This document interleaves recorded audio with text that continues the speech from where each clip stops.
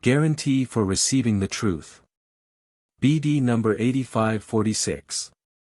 July 2, 1963, you ask, how it is possible for my adversary to frequently intervene with people's thought even if they are willing to be of service to me. Bear in mind, that you humans are imperfect, that all of you still shelter much unredeemed spiritual substances which react to my adversary's influences if you don't unite yourselves so intimately with me that a protective shield is erected which my adversary cannot and will be unable to climb, because he knows that I myself stand before this wall. Consider furthermore, that you are often mistaken when you believe that you hear my voice. That you often formulate and quote your own thoughts or are driven by the forces of the beyond to express such thoughts if you are of weak will and allow yourselves to be taken possession of by those who claim to be spiritual guides. You establish the connection with the world of the beyond yourselves because you want information from it. And although you hope that I should be the provider, you are frequently lacking the preconditions which enable my direct communication with you. Who gives you the right and the guarantee to claim that I myself, your God and Father, audibly express myself? Don't you think that the concept audible communication by the Father is greatly abused?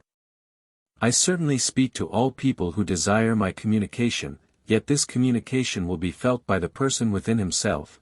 It is the voice of conscience which constantly advises him, which admonishes and warns him to comply with my known will and to refrain from all anti-divine actions. I certainly speak to a person directly too, if he has to accomplish a great task. Then he will be able to hear me directly. Yet then I will also expect this person to fulfill all conditions which guarantee him to hear my word audibly. For the fulfillment of these conditions also erect the said wall which my adversary will not climb. In that case he cannot intervene, and then the purest truth from me is guaranteed, which should subsequently be spread, for that is the great task which is linked to the receipt of the truth. I continually want to convey purest truth to earth, yet people themselves prevent the transmission of the pure truth as long as they are not completely permeated by their desire for it and as long as they don't release themselves from the spiritual knowledge they already possess. But which prevents the influx of pure truth from me. I can never express myself through my spirit where a heart is not entirely empty, so that I myself can thus fill it. However, that is precisely where my adversary's influence will be and express himself in the disguise of an angel of light. And sometimes it will be very difficult for you to test the spiritual knowledge which is given to you. You wonder why my adversary intervenes where I am speaking. And I say to you, I don't speak where my adversary has the opportunity to slip in and express himself. They are misguided assumptions to presume that it is my working which he can interfere with. Where I am working the said wall is erected, for wherever I am working the prerequisites are in place which justify the erection of a protective wall, and that is where my adversary will fight in vain, that is where countless spiritual guardians prevent his entry and drive him back with their bright light. And thus he will only ever choose those spheres for his activity which won't deny him entry, where he is entitled to intrude due to the similar disposition of those whose circle he tries to penetrate.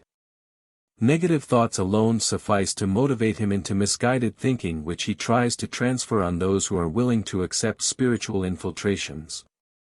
And that will always be the case when all the people coming together, in order to receive spiritual statements, are not in the same spiritual state, and thus a defense against immature forces is not guaranteed. If I say time and again that I speak to all people who desire my word, you should not conclude from this that you will audibly hear my divine voice. But that I speak to every person's heart and that he need only listen within himself in order to be able to understand me.